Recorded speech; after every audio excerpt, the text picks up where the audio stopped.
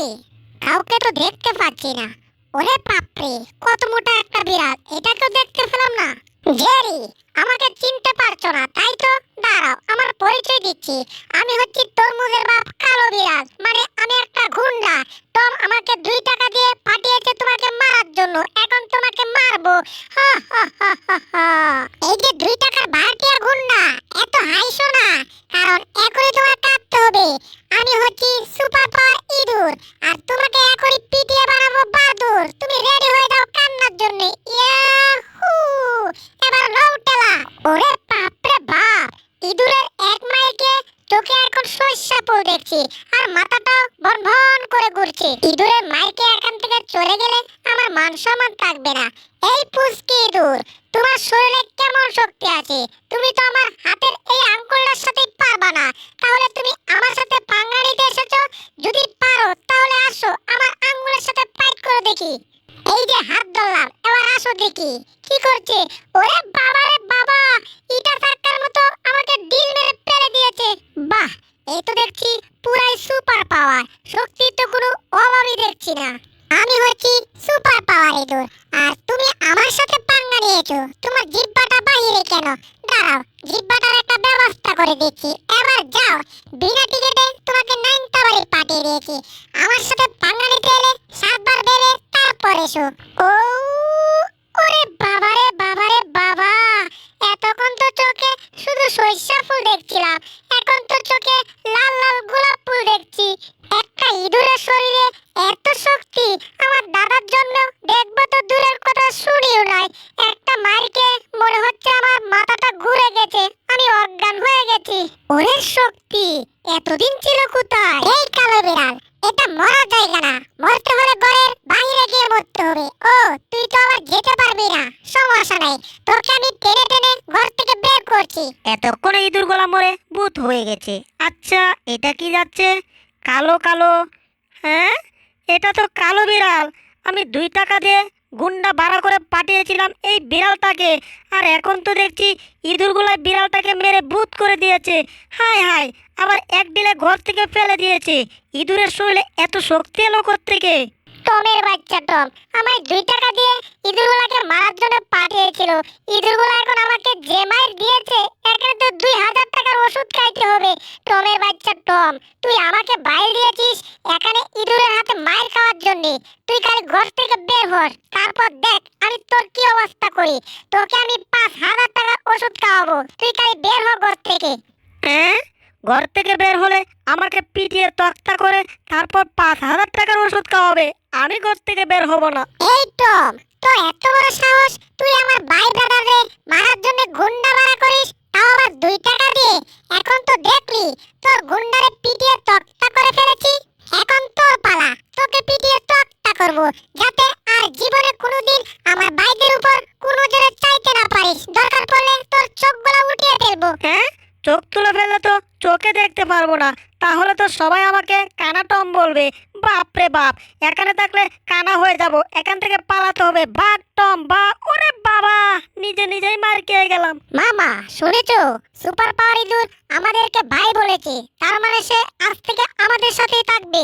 ঠিক ভেবেছো, আজ থেকে আমি তোমাদের সাথেই থাকবো, তা না হলে এই দুষ্ট টম তোমাদেরকে আবার আক্রমণ করতে পারে।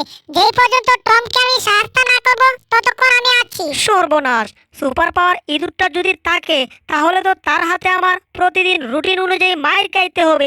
এবার কি হবে? এই যে টম, তুমি হচ্ছ আমাদের জাতি বিড়াল, আর তোমার উপর একটা ইঁদুর অত্যাচার করবে, সেটা তো আমরা মেনে নিতে পারি না। এজন্য আমি আবার আসছি তোমাকে ইঁদুরের হাত থেকে বাঁচানোর জন্য। আমার শরীরে একটা পোশাক দেখতে পাচ্ছ, এই পোশাকটা তোমার শরীরে উড়বে এখন, আর সাথে সাথে দেখবে তোমার শরীরে শক্তি এসে পড়েছে। এবার নাও, এটা উড়ে ফেলো।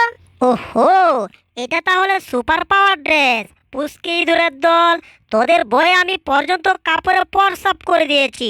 এবার তোদের পালা, তোদেরকে পিটিয়ে তক্তা করব। আমরা এখন স্বাধীন, আমাদের যেমন চাই আমরা তাই খেতে পারছি এই বাড়িতে, কারণ আমাদের বাধা দেওয়ার মতো কেউ নাই। কে বলেছে কেউ নাই? আমি টম আছি তো তোদেরকে সাইজ করার জন্য। তুই আছিস তো কি হয়েছে? ও আচ্ছা, তোকে তো আজকে আমার মারার কথা ছিল। যাই হোক, এসে গেছি যেহেতু তাহলে ভালোই হয়েছে। তোকে খুঁজে এনে আমার আর মারতে হবে না। এখন তোকে ইচ্ছে মতো পিটাতে পারবো। আজকে তোকে এমন মার দেব, মারকে তোর দাদার নাম তো ভুলবি, তার সাথে তোর নামও ভুলে যাবি। আসছি। ইয়াহু! রে বাবা রে বাবা রে বাবা! বুঝলাম না তোমার শরীরে এত শক্তি এলো কোত্থেকে। এই পুচকি দূর, আমার নাম না, এখন তোর নাম ভুলে যাবি। আরে টম, তোর শরীরে টুকু মানে তোমার শরীরে এত শক্তি এলো কোত্থেকে? তোমার শরীরে তো শক্তি ছিল না। হায় হায়, আমাকে এত জোরে চিপা দিচ্ছে কেন? আমি মরে যাচ্ছি। ও, কে কোথায় আছো? আমাকে বাঁচাও, মেরে ফেললো। বুঝলাম না তোমার শরীরে এত শক্তি এলো কোত্থেকে? সুপার পাওয়ার ইঁদুরটাকে একেবারে বাপ ডাকিয়ে ছেড়ে দিচ্ছে। বাপরে বাপ, আমি নাই, আমি এখানে দাঁড়িয়ে দাঁড়িয়ে দেখি কি হচ্ছে। যেভাবেই হোক টমের হাত থেকে বের হয়ে আমার পালাতে হবে। ইয়াহু! যাই হোক, পুষকে গিয়েছি, এখন দৌড়ে পালাই। ইঁদুরটা পালাচ্ছে না, ইঁদুরটাকে পালাতে দেওয়া যাবে না। এই যে পুচকি ইঁদুর, পালাচ্ছ কোথায়? এত সহজে তো তোমাকে পালাতে দেব না। তুমি কালো বিড়ালের জিব্বা টেনেছিলে, এবার তোমার জিব্বা টানলাম, ছেড়ে দিলাম, এবার যাও নাইনতা বাড়ি। ও, ওরে বাবা রে বাবা রে বাবা! আমাকে একেবারে চ্যাপ্টা করে ছেড়ে দিয়েছে। কি ব্যাপার, জেরির বাইক না আবার দৌড়ে আসছে কেন? এই যে টম, তুমি কি নিজেকে শক্তিশালী ভাবছো? কখনোই না। তুমি যদি নিজেকে শক্তিশালী ভাবো তাহলে পরীক্ষা দিতে হবে। যদি সেই পরীক্ষায় তুমি উত্তীর্ণ হতে পারো তাহলে আমরা বলবো তুমি শক্তিশালী। তাহলে আমরা সব ইঁদুররা মিলে তোমার কাজকর্ম করে দেব। ওহো, আমি তো এটাই চাই, ইঁদুরগুলা আমার গোলামি করুক, আর এরা আমাকে কি পরীক্ষা দিবে? আমি তো অনেক শক্তিশালী, সব পরীক্ষাতে উত্তীর্ণ হব। এই যে টম, এত চিন্তা করার সময় নেই। যদি রাজি থাকো তাহলে আমার সাথে আসো, এখনই শুরু করে দেব তোমার পরীক্ষা। এটা আবার আমায় কেমন পরীক্ষা দিল? বিদ্যুতের লাইনের উপর দিয়ে আমার হেঁটে হেঁটে ওপারে যেতে হবে। সর্বনাশ, আমি তো দাঁড়াতেই পারছি না। হায় হায়, মনে হচ্ছে পড়ে যাব। এই এই এই গেলাম গেলাম গেলাম, আর থাকতে পারছি না, পড়েই গেলাম। ওরে বাবা রে বাবা, চ্যাপ্টা হয়ে গেছি। এই যে টম, শুধু শক্তি থাকলে হবে না, বুদ্ধিও থাকতে হবে, বুঝলে? এবার দেখেছো আমাদের বুদ্ধি দিয়ে তোমাকে কিভাবে ঘায়েল করেছি। আমাদেরকে বলেছিলে পিটিয়ে তক্তা করে দেবে, তাই না? এখন দেখো আমরাই তোমাকে পিটিয়ে তক্তা করে দিয়েছি। তোমার শক্তি দিয়েও কিচ্ছু হয়নি। যাই হোক, পিছনে সবকিছু ভুলে যাও টম। এখন তোমার পরীক্ষার দ্বিতীয় রাউন্ড শুরু হতে যাচ্ছে। তুমি যদি এই ঘরের উপর থেকে লাফ দিয়ে মাটিতে নেমে ভালো থাকতে পারো তাহলে তোমাকে পরীক্ষায় উত্তীর্ণ করা হবে। এটা কোনো ব্যাপারই না, কারণ আমার সাথে আছে সুপার পাওয়ার ড্রেস।